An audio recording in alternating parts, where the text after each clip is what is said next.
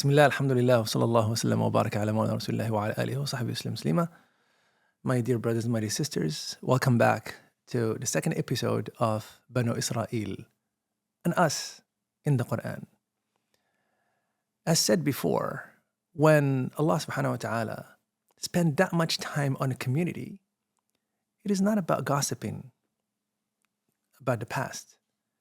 It is about mapping the anatomy of belief, power, doubt, about leadership, love of the world, and the collective decline of a community that has been elevated again and again and again by Allah subhanahu wa ta'ala.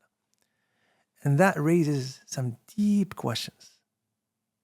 How is a community that believes it is a chosen and entrusted community, how does it safeguard itself and protect itself from repeating the decline and repeating the same patterns?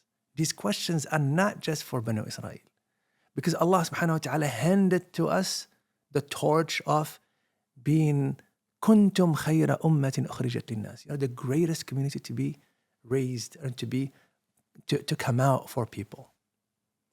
So the first lesson, my dear brothers and my dear sisters, we glean from the Quran regarding Banu Israel is that they were people who were liberated. So we talk, inshallah, in this episode about liberation without spiritual transformation, without inner transformation. And Allah subhanahu wa ta'ala described Banu Israel in Surah Al-A'raf when they just came out of they just saw the miracle of all miracles. Their feet are still wet from crossing the sea. They saw the sea open, and Allah subhanahu wa ta'ala told us that كُلُّ فِلْقٍ كَالطَّوْدِ الْعَظِيمِ, that every part of the mountain, every part of the sea that parted to make a path for them, every side of the sea became like a huge mountain. And they passed under it, looking at the water, being protected from it. And they saw Pharaoh coming, and the sea swallowed it. And they were saved. And Allah subhanahu wa ta'ala described this, وَأَوْرَثْنَا الْأَرْضَ وَأَوْرَثْنَا الْقَوْمَ الَّذِينَ كَانُوا يَسْتَضْعَفُونَ مَشَارِقَ الْأَرْضِ وَمَغَارِبَهَا وَتَمَّتْ كَلِمَةُ رَبِّكَ الْحُسْنَى عَلَى بَنِي إِسْرَائِيلَ بِمَا صَبَرُوا, like they were patient, and we expended our bounties over them, and we expended our satisfaction with them. Right? And right after that, and وَدَمَّرْنَا مَا كَانَ يَصْنَعُ فِرْعَوْنُ وَقَوْمُهُ وَمَا كَانُوا يَعْرِشُونَ, and we destroyed every single thing that Pharaoh plotted front of their eyes. And then right after that, Allah says, وَجَاوَزْنَا بِبَنِي إِسْرَائِيلَ الْبَحْرَ, and we crossed with Banu Israel the sea. فَأَتَوْا عَلَىٰ قَوْمٍ يَعْكُفُونَ عَلَىٰ أَصْنَامٍ لَهُمْ, and they have found people, they came upon people intent in devotion to some idols of theirs. So they said to Moses, make us a god or gods just like they have gods. And in disbelief, Sidna Musa said, indeed, you are people behaving ignorantly. إنكم قوم قال إنكم قوم تجهلون أفغير الله أبغيكم إلها وهو فضلكم على العالمين. Allah honored you and elevated you over the whole world. How could I find you? It's just your feet are still wet from the miracle He just showed you, and you're looking for other gods. And one has to ask the question here, were these people oblivious? What goes on in their minds and in their hearts that they couldn't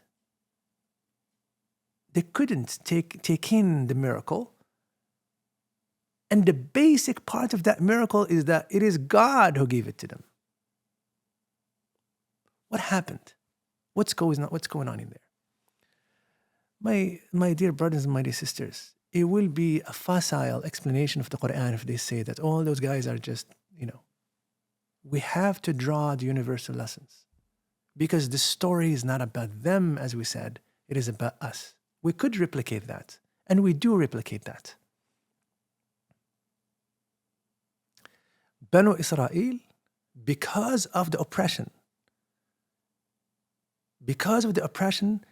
they developed certain psychology. They developed psychology of the oppressed. Generations under a regime that embodied power, in visible form, produced a subconscious that authority has to be tangible.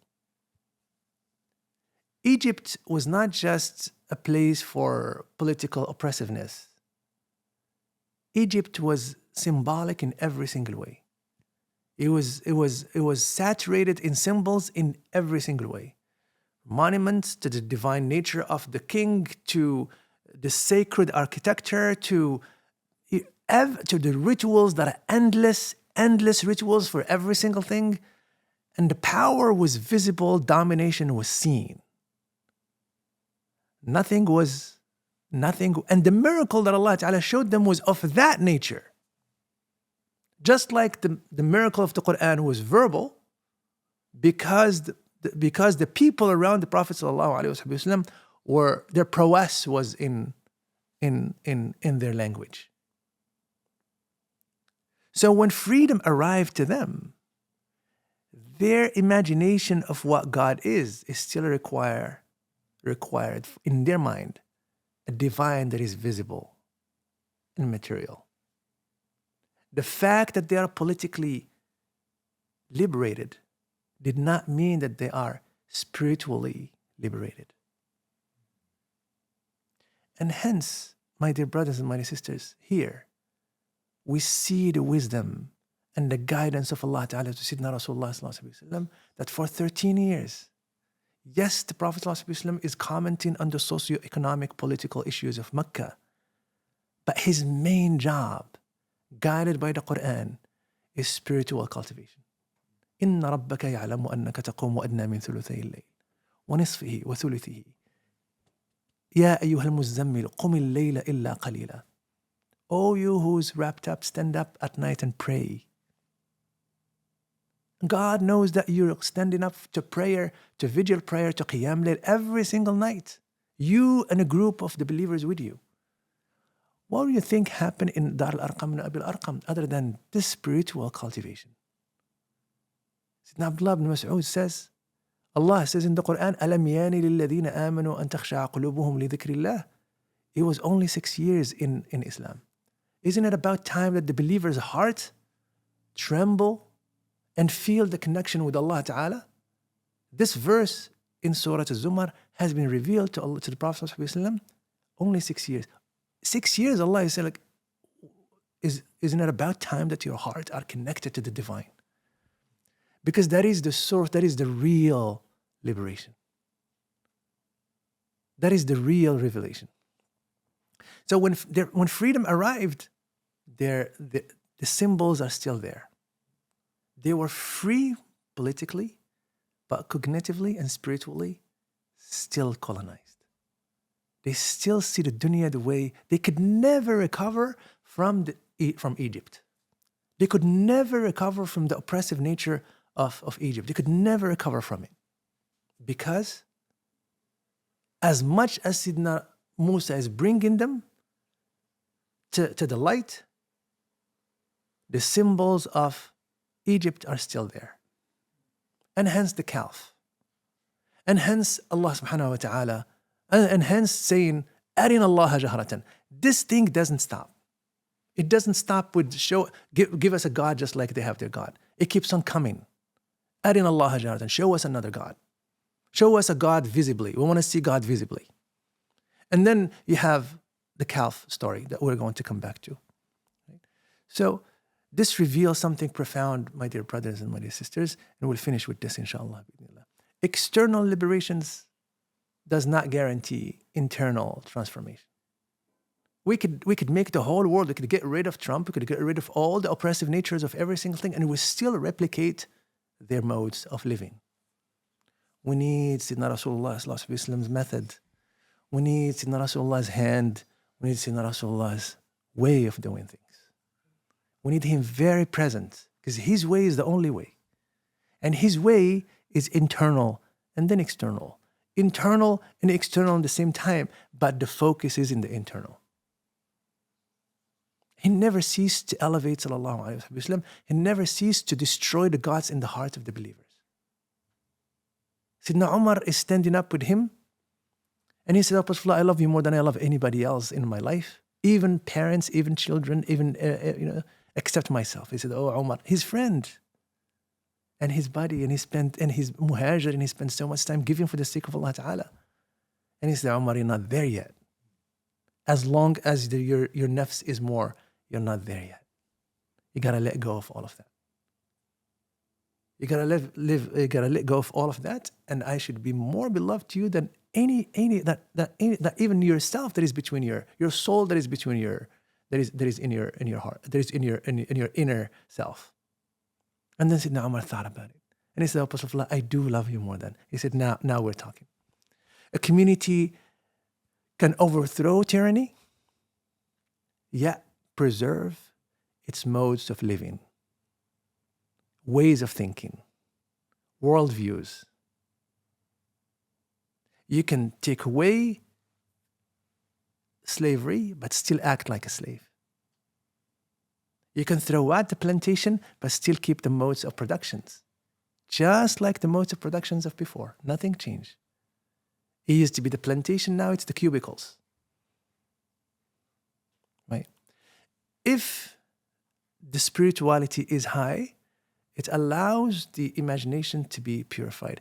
If our imaginations about ourselves and the world is not purified from jahiliyyah and from materialism, it will reproduce the same symbols of the previous regimes, no matter what those regimes are.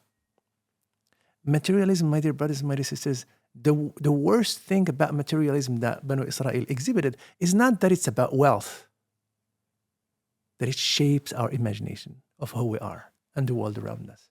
And that's its danger. And that's what the story of Banu Israel is about.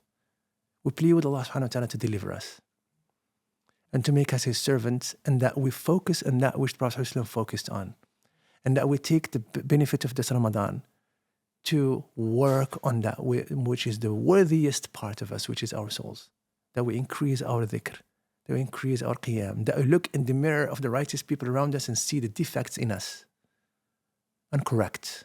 Allahumma ameen, Allahumma ameen, Allahumma ameen. Alhamdulillah.